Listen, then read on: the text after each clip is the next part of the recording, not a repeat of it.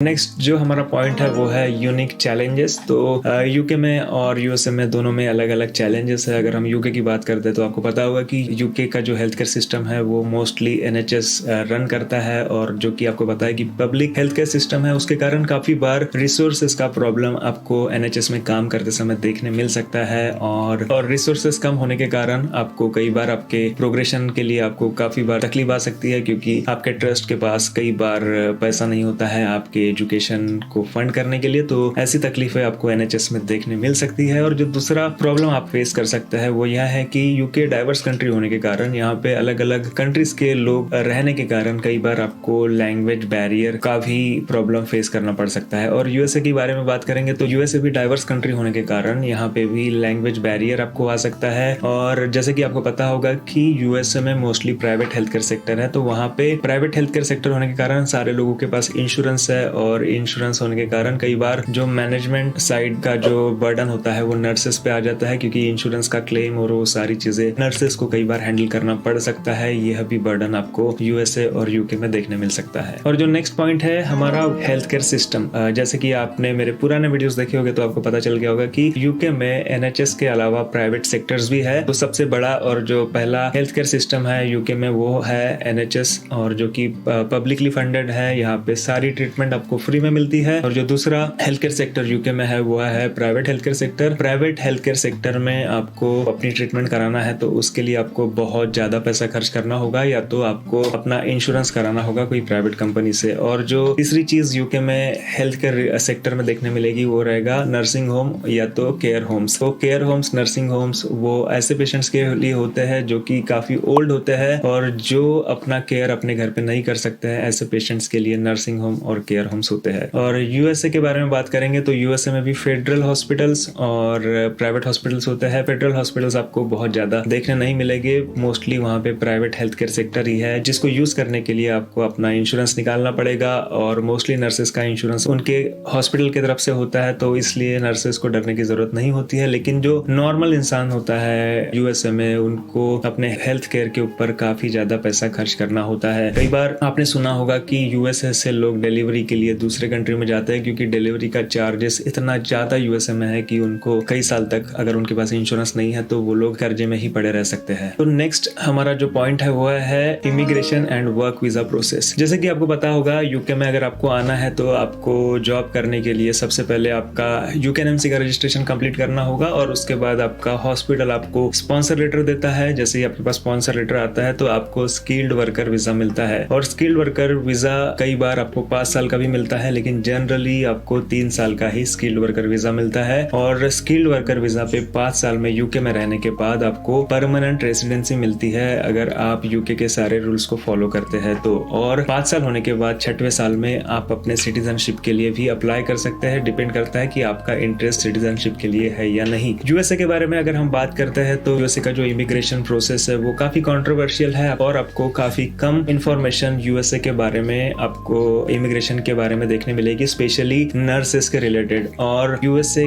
का immigration process के बारे में हम बात करते हैं तो वो ऐसा है कि यूएसए में जो नर्सेस है उनको जनरली EB3 करके जो वीजा कैटेगरी है उसमें वीजा मिलता है। और EB3 वीजा कैटेगरी यह ग्रीन कार्ड आपको डायरेक्टली देता है। लेकिन अगर आप इंडियन बॉर्न नर्सेस है तो आपको EB3 वीजा मिलने के लिए कम से कम 10 साल तक का वेट करना पड़ेगा बिकॉज ऑफ रेट्रोगेशन। लेकिन यूएसए ने नर्सेस को वीजा मिलने के लिए एक नया तरीका ढूंढ के निकाला है जिसे कहते हैं H1B वीजा। H1B वीजा उन लोगों को मिलता है जो लोगों के पास स्पेशल फील्ड में डिग्री है, और नर्सेस भी काफी डिमांड में है, इसलिए यूएस गवर्नमेंट ने नर्सेस के लिए भी H1B वीजा का प्रोविजन किया हुआ है। और H1B वीजा के लिए अगर आप अप्लाई करते हैं तो आप साल में एक बार ही अप्लाई कर सकते हैं, और ऐसा कंफर्म नहीं है कि आपको डेफिनेटली ही H1B वीजा एलोकेट किया जाएगा, क्योंकि यह लॉटरी सिस्टम है। जिन लोगों का लक रहेगा उन लोगों को वीजा मिलेगा, जिन लोगों का लक नहीं है उनको H1B वीजा नहीं मिलेगा। और H1B वीजा जैसे कि मैंने पहले बताया कि एक साल में आप एक ही बार अप्लाई कर सकते हैं। तो इमिग्रेशन प्रोसेस की हम बात करते हैं तो यूके में माइग्रेट होना काफी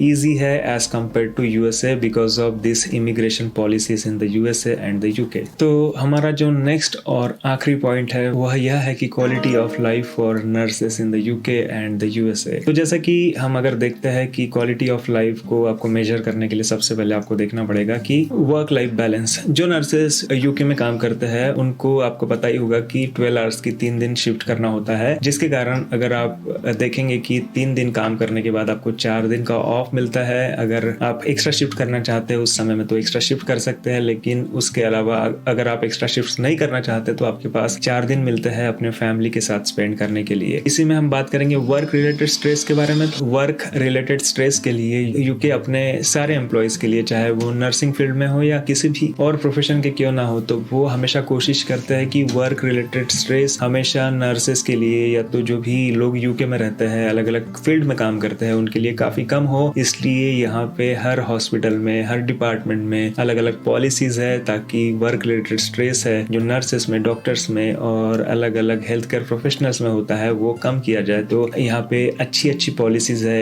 इस चीज को मिनिमाइज करने के लिए। और इसी चीज में हम बात करेंगे तो जॉब सेटिस्फेक्शन। अगर हम नर्सेस जो यूके में काम करते हैं उनमें देखेंगे कि जॉब सेटिस्फेक्शन कितना है, तो नर्सेस का जॉब सेटिस्फेक्शन काफी ज्यादा है, क्योंकि जो नर्सेस यूके में काम करते हैं वो मोस्टली एनएचएस में काम करते हैं और एनएचएस में काम करने के कारण उनको एक सेटिस्फेक्शन होता है कि हम जो पब्लिक है उनके लिए कुछ काम कर रहे हैं और उनके लिए हम बेनिफिशियल ठहर रहे हैं, और साथ ही साथ यहाँ पे करियर डेवलपमेंट अपॉर्चुनिटीज मिलती है। उसके कारण आपको जो जॉब सेटिस्फेक्शन है वो यूके में काफी ज्यादा होता है। यूएसए के बारे में हम बात करते हैं तो वर्क लाइफ बैलेंस की हम अगर यूएसए में बात करते हैं तो वो डिपेंड करता है फिर से कि आप कौन से हेल्थ केयर सेटिंग में काम करते हैं। और काफी बार नर्सेस जो यूएसए में काम करते हैं उनका वर्क लाइफ बैलेंस बिगड़ जाता है, क्योंकि वहाँ पे काफी अलग अलग शिफ्ट्स में इनको काम करना होता है और नर्सिंग शॉर्टेज होने के कारण इनको हॉस्पिटल में बुलाया जाता है। और यह प्राइवेट हॉस्पिटल्स मोस्टली होने के कारण कई बार जो एम्प्लॉयर नर्सेस से कहते हैं वो सुनना ही होता है। तो वर्क लाइफ बैलेंस यूएसए में उतना अच्छा नहीं है जितना यूके में अच्छा है। और वर्क रिलेटेड स्ट्रेस की हम बात करते हैं तो यूएसए में वर्क रिलेटेड स्ट्रेस बहुत ज्यादा है एज कम्पेयर टू यूके, क्योंकि यूएसए में नर्सेस को सिर्फ पेशेंट केयर ही नहीं करना होता है, यहाँ पे नर्सेस को एडमिनिस्ट्रेशन वर्क भी काफी ज्यादा करना होता है। जैसा कि मैंने आपको वीडियो में बीच में बताया था कि नर्सेस को कई बार जो इंश्योरेंस पॉलिसीज है उसको भी हैंडल करना पड़ सकता है। इसके कारण नर्सेस का वर्क रिलेटेड स्ट्रेस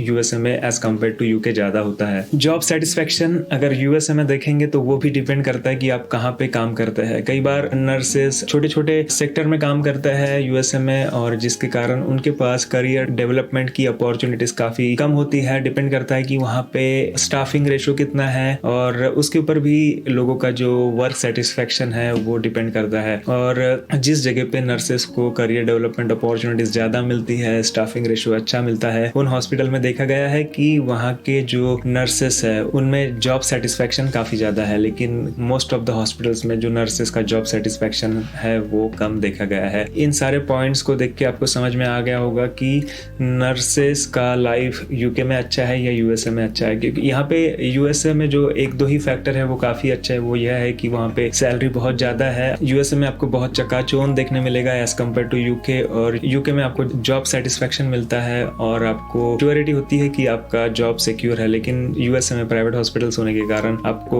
बहुत ज्यादा जॉब सेटिस्फेक्शन नहीं होता है और श्योरिटी भी नहीं होती कि आपका हमेशा जॉब रहेगा ही, क्योंकि वो प्राइवेट सेक्टर होने के कारण कई बार पेशेंट्स की जो एक्सपेक्टेशन होता है वो काफी ज्यादा आपसे होता है। तो आज की इस वीडियो में मैंने कोशिश किया कि यूके और यूएसए का डिटेल में कंपैरिजन आपको बताऊं, और आशा करता हूं कि आपको यह कंपैरिजन पसंद आया होगा। अगर कुछ पॉइंट छूट गया होगा तो आप नीचे कमेंट बॉक्स में कमेंट कर बताइए, ताकि जो हमारे व्यूअर्स है उनको भी और भी अधिक इंफॉर्मेशन इस वीडियो के द्वारा ही नहीं बल्कि कमेंट सेक्शन के द्वारा भी मिल सके। आशा करता हूँ कि आपको हमेशा की तरह यह वीडियो पसंद आया होगा। अगर आपको यह वीडियो पसंद आया है तो इसे लाइक कीजिए, चैनल को सब्सक्राइब कीजिए और अधिक से अधिक लोगों तक इस वीडियो को शेयर कीजिए।